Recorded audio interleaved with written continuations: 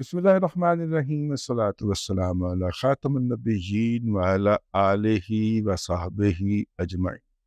السلام علیکم ورحمۃ اللہ وبرکاتہ۔ آج جو ہے وہ ایک بڑی امپورٹنٹ خبر ہے، اور امپورٹنٹ خبر یہ ہے کہ پاکستان کے وزیر دفاع جناب خواجہ آصف صاحب جو ہیں، انہوں نے میڈیا سے گفتگو کرتے ہوئے یہ بات کہی ہے کہ اس وقت اڈیالہ جیل کے اندر قید عمران احمد خان نیازی صاحب جو ہیں، انہوں نے، اور یہ سوشل میڈیائی کوئی کلپ ہے، کسی نے شیئر کیا ہے،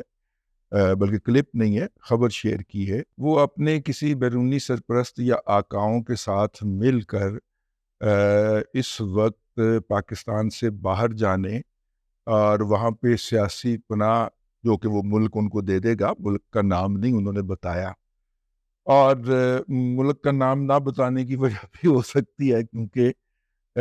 ظاہر ہے کہیں سے ریکویسٹ آئی ہوگی سفارتی طور کے اوپر، یا پرپوزل آئی ہوگی، تو اس کے لیے تیار ہو گیا ہے۔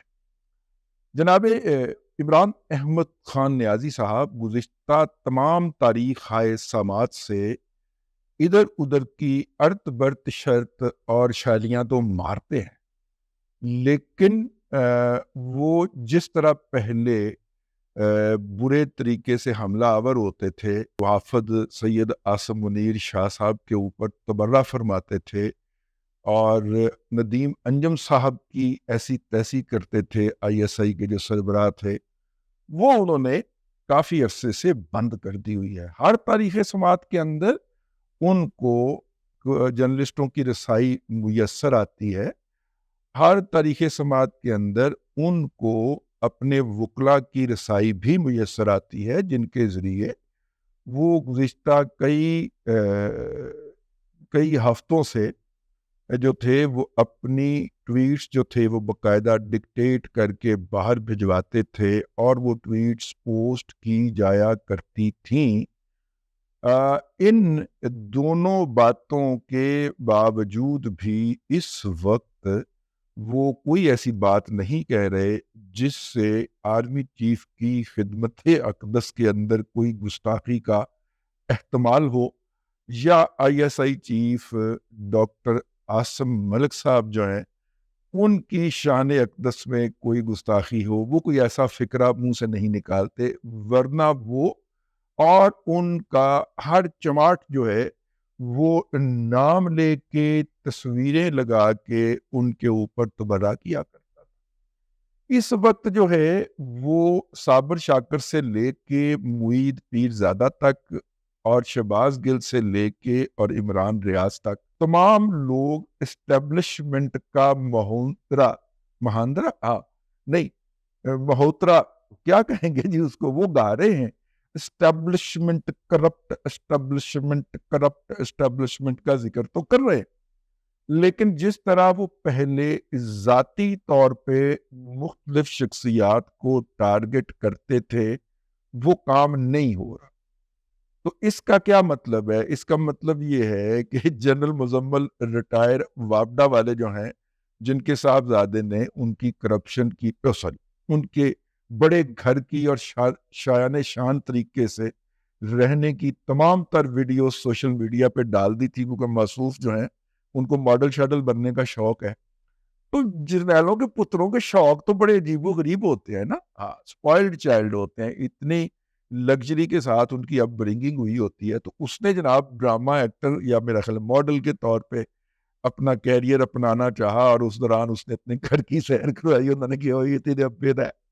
ٹھیک ہے، اور وہ اس کے اوپر بڑی داستانی ہوئی۔ میں تو کچھ نہیں کہہ رہا سر، میں تو ہاتھ جوڑ کے جان کی امان پا کے عرض کر رہا ہوں، ان کا کہا جا رہا ہے کہ اس کے اندر کوئی کردار ہے، واللہ عالم، میں اس بارے میں آگاہ نہیں ہوں،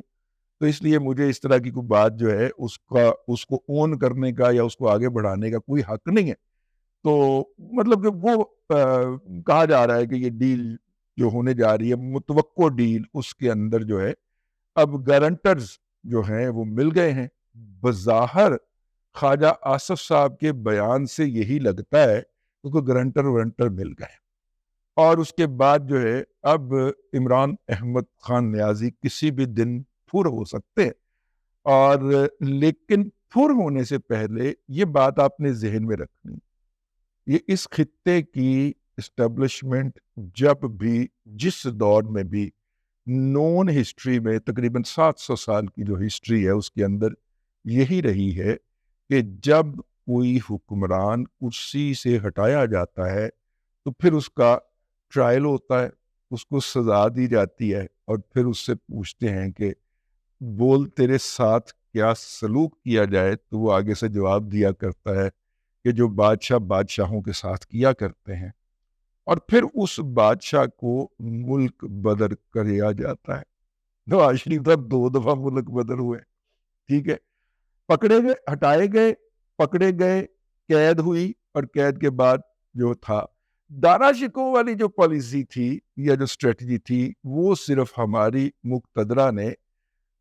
بھٹو صاحب کے کھاتے کے اندر آزمائی تھی۔ باقی جو تھے وہ بھلے بے نظیر صاحبہ ہٹائی جائیں اقتدار سے، بھلے نواز شریف صاحب ہٹائے جائیں، بے نظیر صاحبہ والنٹیئر کر دیا کرتی تھی، جیسے ہی وہ اپوزیشن میں آتی تھی وہ ملک سے باہر چلی جایا کرتی تھی،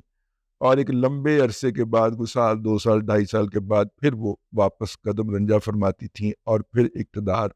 یہ 90 کی دہائی کا میں واقعہ بتا رہا ہوں۔ تو بے نظیر صاحبہ 88 میں بھی جب وہ واپس تشریف لائیں پورے اس کو احتشام کے ساتھ، تو وہ پھر اقتدار میں بٹھائی گئی۔ تو یہ ہمارا دستور رہا ہے کچھ 100 سال سے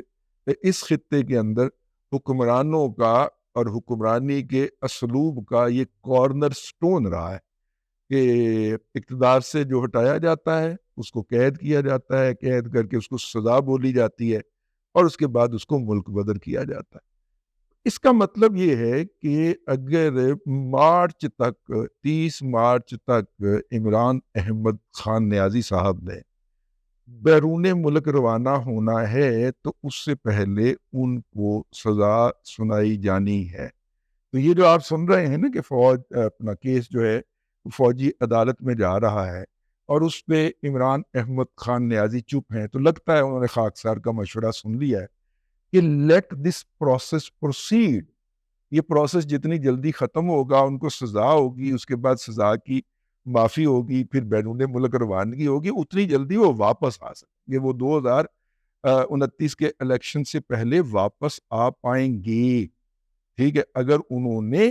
یہ عمل آگے چلنے دیا۔ اگر وہ ہر سزا کو معطل کروا لیں گے، ہر عمل کے اندر اپنے جو ہوں گے متاثرین ان کے ذریعے اس کو معطل کروا لیں گے، تو پھر بھائی جان نہ، پھر وہ بات آگے بڑھے گی نہیں۔ جب پروسیس آگے نہیں بڑھے گا تو اپنے لاجیکل اختتام تک کیسے پہنچے؟ تو ادھر سے خواجہ صاحب کا یہ کہنا، اور اس سے کم از کم 1-1.5 ہفتہ پہلے سے عمران احمد خان نیازی کا مخصوص شخصیات کو ٹارگٹ کرنے، ہیوملیٹ کرنے کا جو عمل جاری تھا، ان کا اس سے تائب ہو جانا اس امر کا غماز ہے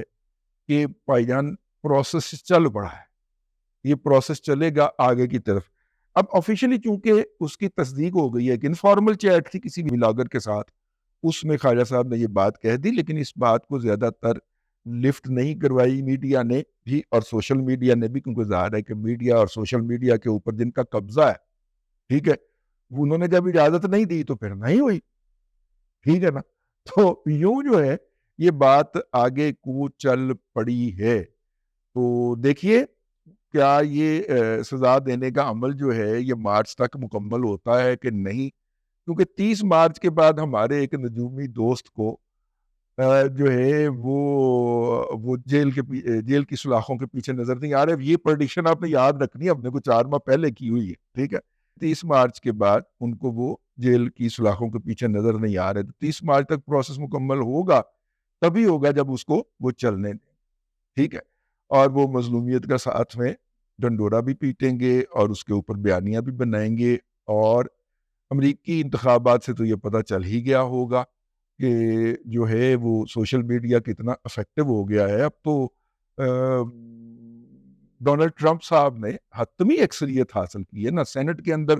ان کے پاس اکثریت آ گئی۔ پچھلی دفعہ تو نینسی پلوسی نے نہیں چلنے دیا تھا موصوف کو، لیکن سینٹ انہوں نے پہلے قابو کیا ہے۔ نتائج ابھی آ رہے ہیں تو 50% سیٹیں جو ہیں 50 سیٹیں وہ ڈونلڈ ٹرمپ صاحب کی پارٹی جیت چکی ہوئی ہے سینٹ میں، اور ڈیموکریٹس جو ہیں ان کے پاس صرف 42 سیٹیں ہیں 100 میں سے. تو اس کا مطلب یہ ہے کہ وہاں پہ بھی 2/3 تو نہیں لیکن سادہ اکثریت جو ہے وہ ریپبلکن کی بننے جا رہی ہے. تو یہ ہے جی اس وقت کی صورتحال، میں نے کہا آپ کے علم میں ڈال دی جائے. اب تک کے لیے اتنا ہی، اگلے ولاگ کے اندر پھر حاضری ہوگی. اللہ تبارک و تعالیٰ آپ کو آسانیاں عطا کرے اور آسانیاں خلق خدا میں تقسیم کرنے کی توفیق عطا کرے.